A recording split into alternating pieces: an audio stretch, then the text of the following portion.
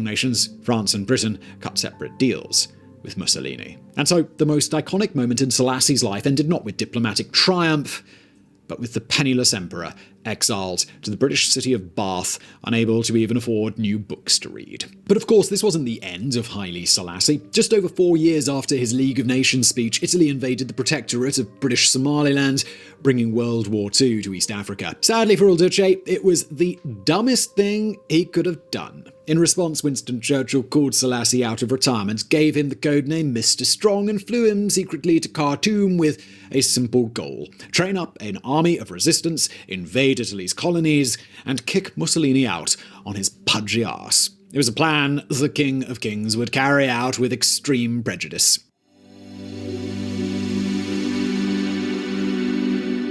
When Selassie fled the oncoming storm in 1936, he'd been attacked for abandoning the people. The Great Coward is how firebrand Jamaican activist Marcus Garvey referred to him. But there was nothing cowardly about the emperor's return. With Ethiopia now recognized as one of the allies, the army of resistance marched on Mussolini's empire in January 1941. From a brutal occupying force, the Italians became mere paper soldiers, crumpling up and blowing away in the face of serious opposition. On May the 5th, exactly 5 years after Addis Ababa fell, Italian control of Ethiopia collapsed. That day, Haile Selassie re-entered the capital in an Alfa Romeo.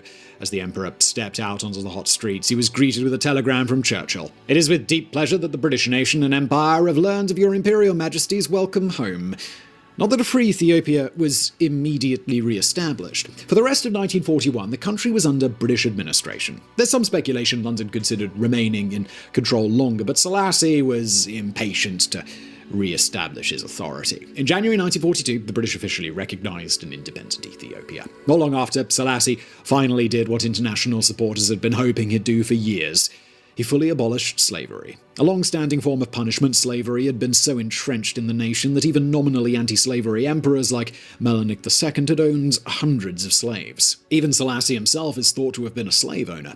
Nonetheless, it was by his decree that the practice was finally ended, part of a second wave of modernization planned for his nation. But first, the emperor wanted that nation to expand. For decades, Ethiopia's north had been cut off from the ocean by the Italian colony of Eritrea. With Italy now defeated, Selassie approached President Roosevelt in February 1945 with a request that Eritrea be handed to him after the war. At first, Uncle Sam simply promised to think about it, but as the hot war ended and the Cold War began, it became clear that an American-friendly port on the Red Sea could be extremely darn useful. In 1949, a joint UN Allied Powers report declared Eritrea was incapable of sustaining itself as an independent nation. 3 years later, it was joined in a federation with Ethiopia. Selassie's first major geopolitical win in this new world order. And this was an order the emperor wholeheartedly embraced. Despite his disappointments with his forerunner, Selassie took Ethiopia into the United Nations, even sending troops to help during the Korean War. At the same time, his restored nation was plugging itself into world markets, inviting in Western teachers to educate the populace. The rise of this dynamic new Ethiopia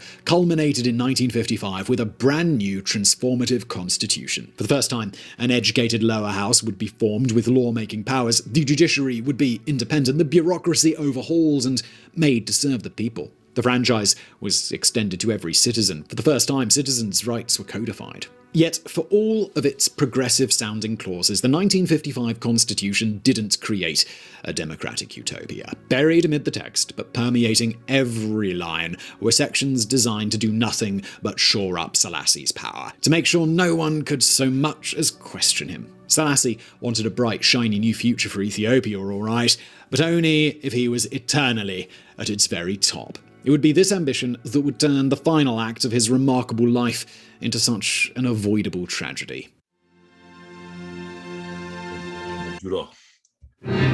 There are 4 tools. On their own, they're dangerous. But together,